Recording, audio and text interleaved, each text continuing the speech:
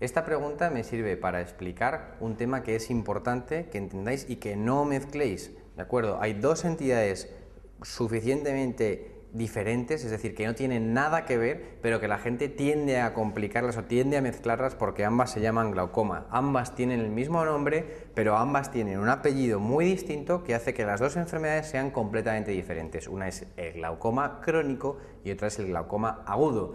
Ambas dos se llaman glaucoma, pero vamos a ver cómo no tienen nada que ver la una con la otra, y por eso quiero que la entendáis para que no lo confundáis y de esta manera contestéis bien todas las preguntas del glaucoma.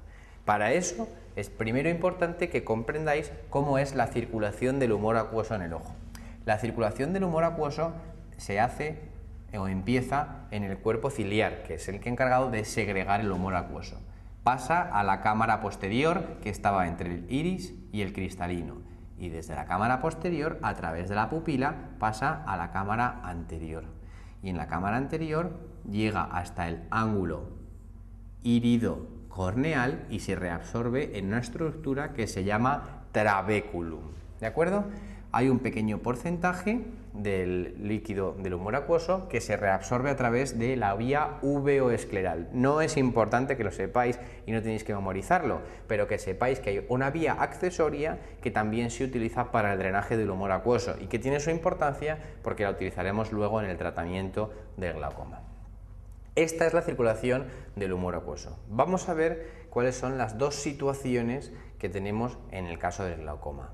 Dos son las entidades de las que vamos a hablar y de las que os van a preguntar. Hay más tipos de glaucomas, pero yo quiero explicaros el glaucoma crónico de ángulo abierto y el glaucoma agudo de cámara estrecha o de ángulo estrecho, que son completamente diferentes, insisto. En el glaucoma crónico simple o glaucoma crónico de ángulo abierto, lo que hay es un aumento de la producción del humor acuoso o una disminución de la reabsorción del humor acuoso. No se sabe muy bien por qué, se produce, pero durante muchos años ese aumento de la presión está mantenido durante muchos años, es decir, un aumento de la producción mantenida o una disminución de la reabsorción, de manera idiopática. No sabemos el por qué. Pero esas cifras aumentadas de presión intraocular por efecto del aumento de la reabsorción, de la producción o la disminución de la reabsorción, esas cifras de tensión arterial mantenidas durante muchos años, nos va a producir una lesión en nuestra capa de fibras nerviosas. Acordaos de la retina, os dije no tenéis que saber cuáles son las capas de la retina, pero hay una que se llama capa de fibras nerviosas. Pues la capa de fibras nerviosas no es más que, pues si os imagináis la retina y yo aíslo la capa de fibras nerviosas, la capa de fibras nerviosas se reúnen todas ellas en el nervio óptico y os dije que los axones de estas fibras nerviosas son las que forman el nervio óptico. Fijaos aquí, las fibras nerviosas de la retina, de las diferentes partes de la retina, se juntan y me forman el nervio óptico. Aquí, por fuera, quedaría el tejido de sostén. ¿De acuerdo? Pues ese aumento de la presión intraocular mantenido, insisto, durante muchos años, lo que me va a hacer es que me va a ir destruyendo progresivamente estas células, estas fibras, de tal manera que si yo lo veo en un dibujo, en un corte en el nervio óptico, voy a ver que poco a poco se me van eliminando fibras, se me van eliminando estas fibras del nervio óptico. ¿De acuerdo? Por lo tanto, si yo antes en el ojo normal, en la papila, en el nervio óptico normal, yo veía que todo esto eran fibras nerviosas y lo más pequeñito, lo de dentro, era lo que llamamos tejido de sostén o excavación, entonces hace que el porcentaje, o mejor dicho, la división entre la excavación y la papila en el ojo normal, ¿vale?, tienda a 0, sea menor de 0,1 o de 0,2. Pero como en el glaucoma se van produciendo daño paulatino, van desapareciendo estas fibras, al final lo que voy a tener es mucho tejido de sostén y pocas fibras nerviosas. En este caso me quedan solamente muy poquitas y mi excavación ha aumentado. Por lo tanto, el denominador en este caso, es decir, la excavación papila, tiende a 1. Es decir, excavaciones de 0,9, 0,8 son excavaciones patológicas. Ahora entendemos por qué se utiliza para el diagnóstico de glaucoma cuál es la anatomía del nervio óptico. Vamos a ver, en cambio, y fijaos qué diferente es lo que se produce en el glaucoma agudo. En el glaucoma agudo lo que tenemos es que se produce un bloqueo agudo de la reabsorción del humor acuoso. Generalmente se produce en pacientes que tienen un cristalino muy grande, es decir, que tienen una catarata, y entonces se produce un aumento del diámetro anteroposterior y como consecuencia el iris se me desplaza hacia adelante y este ángulo se cierra bruscamente y como consecuencia se produce un aumento brusco, ¿de acuerdo?, de la presión intraocular. Por lo tanto, y fijaos, y ya podemos decir otra de las cosas, podemos relacionar otra de las cosas que hay en el glaucoma, son los factores de riesgo. ¿Cuáles eran los ojos que eran pequeños? ¿Cuáles eran los ojos aquellos que eran como una canica? Los ojos hipermétropes. ¿Dónde será más sencillo que este ángulo sea estrecho, que este ángulo sea más pequeño? Y por lo tanto, ¿en qué tipo de ojos será más factible que se me produzca un cierre del ángulo? Pues evidentemente en los ojos hipermétropes. La hipermetropía es un factor de riesgo para tener un glaucoma agudo, ¿de acuerdo? Mientras que los ojos miopes, ¿de acuerdo?, los ojos grandes tienen ese aumento de la producción basal mantenida durante muchos años y por lo tanto constituyen un factor de riesgo para tener glaucoma, pero en este caso un glaucoma crónico. Acordaos, y vamos otra vez a recapitular, por lo tanto, aquellos que son miopes tienen factores de riesgo o es un factor de riesgo para 1. Degeneraciones periféricas, desgarros y desprendimientos de retina. 2. Membranas neovasculares y degeneraciones maculares. Y 3. Glaucoma crónico de ángulo abierto o glaucoma crónico simple. Mientras que el hipermétrope lo que predispone es el glaucoma de ángulo cerrado o glaucoma por cierre angular. Bien, ¿cómo hacemos el diagnóstico? Muy bien, pues el diagnóstico en el caso del glaucoma agudo va a ser un diagnóstico, acordaos, clínico. Os dije, ojo rojo doloroso. El glaucoma crónico agudo me produce un ojo rojo con mucho dolor y además os dije que la pupila estaba en midriasis media a reactiva. ¿Por qué la midriasis? Porque la midriasis media es justo el momento en el cual hay mayor contacto entre la córnea y el iris. Ese es el momento, la midriasis media, ¿de acuerdo? Por lo tanto, hay dolor más midriasis media reactiva más ojo rojo. Es puramente clínico. Fijaos que el glaucoma crónico simple no produce ningún tipo de clínica, es asintomático. El ojo nunca está rojo, no produce dolor y esa es la causa por la que esta es globalmente, que os lo dije, en el mundo la causa más frecuente de ceguera, porque es una enfermedad asintomática, no produce dolor, no produce enrojecimiento y además hasta que no está muy avanzado el glaucoma no se afectan las fibras de la mácula. ¿Y qué era la mácula? ¿Qué utilidad tenía? La visión. Por lo tanto, hasta que el glaucoma no está muy avanzado, la visión no se afecta. Eso hace que sea una enfermedad que pasa fácilmente desapercibida y eso hace que cada vez se haga mayor énfasis en las campañas de screening, diagnóstico precoz. Por lo tanto, el diagnóstico precoz de esta enfermedad se hace mediante mediciones de presión intraocular. Sobre todo hay que hacer más énfasis en aquellos pacientes que tienen factores de riesgo como son la miopía, los antecedentes familiares o la edad. A partir de los 40 años con antecedentes familiares y siendo miope deberías tomarte la presión intraocular por lo menos una vez al año. Ese es el diagnóstico de screening. Otro método que utilizamos para el diagnóstico es el fondo de ojo y entonces utilizamos lo que se denomina excavación papila. Ahora comprendéis por qué las excavaciones patológicas son aquellas en cuya relación excavación-papila la división se encuentra entre 0,9 y 0,8, porque eso quiere decir que mi excavación ha aumentado mucho con respecto a la papila porque se me han muerto, ¿de acuerdo?, la capa de fibras. Mientras que una papila normal, mi excavación es muy pequeñita, por lo que mi capa de fibras está indemne o intacta y como consecuencia la relación entre excavación y papila tiende a 0, es decir, es menor de 0,1, 0,2.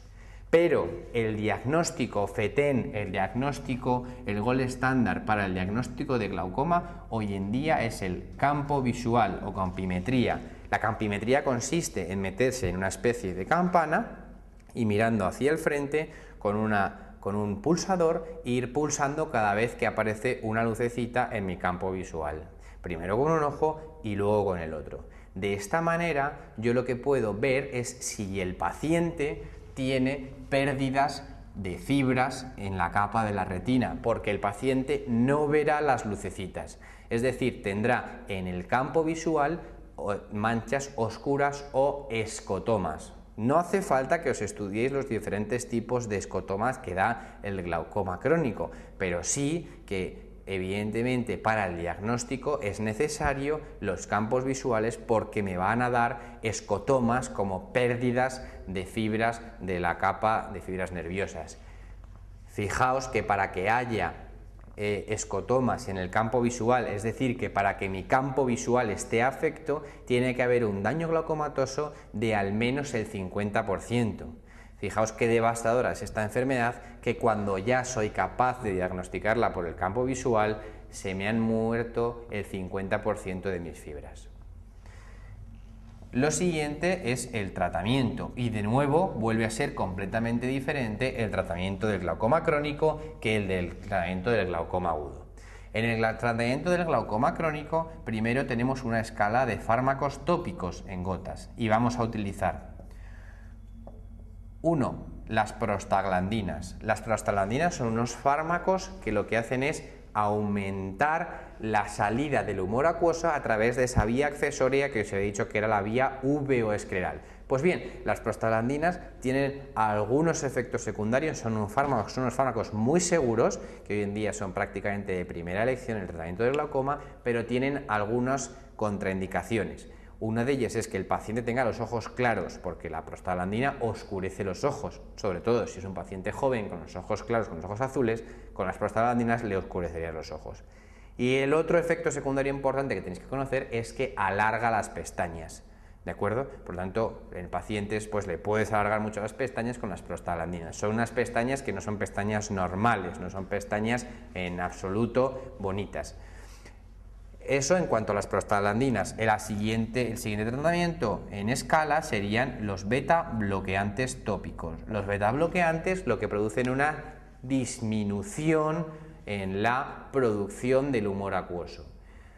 Los beta bloqueantes son también fármacos muy seguros y muy usados, pero tienen dos contraindicaciones, como todos los beta bloqueantes. Una de las contraindicaciones sería el paciente asmático o EPOC, y la otra sería aquel que tiene un bloqueo auriculoventricular. Son las dos contraindicaciones de los betabloqueantes, porque aunque son tópicos tienen absorción sistémica y podemos tener una complicación sistémica, como es el caso del asma y el EPOC, que produjese un broncoespasmo, o en el caso de un paciente con un bloqueo le puedes producir un bloqueo completo. Los otros fármacos que se utilizan, pero ya en menor medida de manera tópica, son los inhibidores de la anhidrasa carbónica y por otro lado nos quedarían los alfa-2 agonistas. Los alfa-2 agonistas y los inhibidores de la anhidrasa carbónica producen un aumento de la reabsorción del humor acuoso. Si esto no funciona, entonces recurrimos a la cirugía y hay dos procedimientos que se hacen. Uno es la trabeculoplastia con láser. Ya la trabeculoplastia lo que hace es quemar el trabeculum para así filtre más humor acuoso a través de él, pero tiende a cerrarse Por lo tanto, es un procedimiento transitorio. Mientras que el definitivo o el tratamiento quirúrgico definitivo sería la trabeculectomía. Trabeculectomía, es decir, hacer una nueva vía en el trabéculum, quitar un trozo de trabéculum para que filtre bien a través de él. Ahora, en el caso del tratamiento del glaucoma agudo es completamente diferente. El tratamiento del glaucoma agudo hay que bajar la presión bruscamente porque presiones de más de 50 milímetros de mercurio, como se producen en el glaucoma agudo, son presiones que mantenidas durante horas pueden producir una atrofia del nervio óptico. Por lo tanto, aquí hay que ser enérgico en el tratamiento, hay que poner tratamiento tópico que disminuya la presión intraocular, cualquiera de los que os he explicado antes, pero hay que poner tratamiento sistémico con inhibidores de la anhidrasa carbónica, fundamentalmente acetazolamida, y además con mannitol, que son dos sustancias que bajan bruscamente mucho la presión intraocular. Además de esto, hay que poner analgesia, evidentemente, porque estamos dentro del diagnóstico de ojo rojo, insisto, doloroso, analgesia. Y cuando el episodio agudo ya ha pasado, cuando el ojo está más tranquilo, le voy a poner pilocarpina para cerrar la pupila. Acordaos, glaucoma agudo, pupila en midriasis media, le voy a poner pilocarpina para cerrar la pupila, ¿de acuerdo? Pilocarpina. Fijaos que es lo que han preguntado infinitas veces en el MIR, innumerables veces en el MIR, y que no debéis de confundir, están contraindicados en el tratamiento del glaucoma agudo todas las sustancias que sean adrenérgicas, todas las sustancias que me dilaten la pupila. Por lo tanto, los alfa-2 agonistas que utilizábamos en el tratamiento del glaucoma crónico están contraindicadas en el tratamiento del glaucoma agudo. Diferencia importante. Y os he dicho que el diagnóstico es clínico, por favor, no lo confundáis, clínico, que el glaucoma crónico es asintomático, mientras que el glaucoma agudo produce mucha clínica. Y luego, después de todo esto, en el tratamiento, cuando ya el ojo está relajado y descansado, lo que le hago es una iridotomía. Le hago un agujero y le voy a hacer un agujero en el iris. ¿Para qué? Le voy a hacer un agujero en el iris para que haya una comunicación alternativa entre la cámara anterior y la cámara posterior y no se me vuelva a cerrar la pupila, a cerrar el ángulo cuando haya una midriasis media. Y esta iridotomía, por tanto, se lo hago en el ojo del glaucoma agudo, en el ojo en el que se cerró el ángulo, pero también en el ojo contralateral. ¿Para qué? Para prevenir que lo que me pasó en un ojo, que ese cierre angular tan doloroso, no me pase en el otro ojo también. ¿Vale? Estas dos entidades son dos entidades completamente diferentes que no debéis confundir nunca, y por eso la respuesta correcta a esta pregunta que decía cuál de las siguientes manifestaciones del glaucoma primario de ángulo abierto usted no esperaría encontrar, me da igual si yo no sé alguna de las opciones, no lo sé, pero lo que sé es que no hay episodios de enrojecimiento y dolor autolimitado. Esta es la manera que tenéis para contestar las preguntas en el MIR. Esa es la manera. En las preguntas en el MIR no vais a saber todas las respuestas. Va a haber respuestas que no conozcáis, de las que no hayáis oído nunca hablar. No vayáis a por esa respuesta. Generalmente estamos acostumbrados a saber que cuando una respuesta no la sabemos, la marcamos, porque como no la conozco, la marco. No, buscad dentro de la pregunta, como es este caso, algo que sí sepáis, y es que el glaucoma crónico nunca cursa con dolor y nunca cursa con ojo rojo. Por lo tanto, podríais contestar esta pregunta sin conocer al 100% el resto de las respuestas.